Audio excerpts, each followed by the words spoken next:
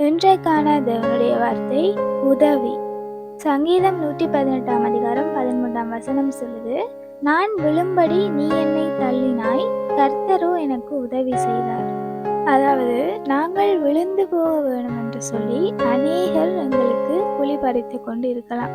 நாங்கள் யோசேப்பு எடுத்துக்கொள்வோமா இருந்தால், யோசேப்பு தன்னுடைய தரிசனத்தை சொன்னதன் பிற்பாடு அவருடைய சகோதரர்களை அவர் மேலே பொறாமை கொண்டு அவர் அழிந்து போகணும் என்று சொல்லி அவருக்கு அநேக காரியங்களை செய்கிறார்கள். ஆனாலும் யோசேப்பு தேவன் மேலே வைத்திருந்ததான விசுவாசம் அவரை மீட்டு கொண்டது. தேவன் ஒவ்வொரு சந்தர்ப்பத்திலையுமே யோசேப்புக்கு உதவி செய்து அவரை மீட்டு கொண்டு வந்திருக்கிறார். ஆகையால உதவி என்றது தேவனிடத்திலிருந்து வரும். எத்தனை பேர் நாங்கள் விழ வேணும் என்று காத்து கொண்டிருந்தாலும் நாங்கள் தேவனை சார்ந்திருப்போமா இருந்தா, அவரை பிடித்து கொண்டிருப்போமா இருந்தா, கண்டிப்பாக தேவன் எங்களை காப்பாற்றுவார், எங்களை விழ விட மாட்டார். வசனமும் சொல்லுது, என் கால்கள் சறுக்குகிறது என்னும் போது கர்த்தாவே உம்முடைய கிருபை என்னை தாங்குகிறது என்று.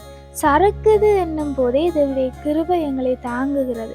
ஆகையால நாங்கள் விழுந்து போக தேவன் ஒரு காலமும் விட மாட்டார். எந்த சந்தர்ப்பமா இருந்தாலும், எவ்வளவு கடினமான சூழ்நிலையாக இருந்தாலும், தேவனை நாங்கள் பற்றி கொண்டு அவரை விசுவாசித்து ஓடுவோமா இருந்தா, கண்டிப்பாக நாங்கள் விழுந்து போகாதபடிக்கு தேவன் எங்களுக்கு உதவி செய்வார்.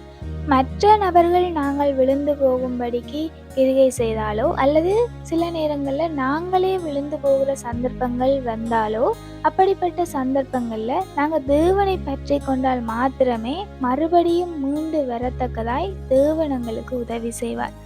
நீதிமான் 7 தரம் விழுந்தாலும் 8வது தடவை எழுந்து நிற்பான் என்று வசனம் சொல்லி இருக்கிறது. ஆகையால நாங்கள் விழுந்து போகாதபடிக்கு தேவன் எங்களை பாதுகாத்து கொள்வார். நாங்களாகவும் விழாதபடிக்கு தேவனை இறுக பற்றி கொண்டு இருக்கிறவர்களாய் காணப்படணும்.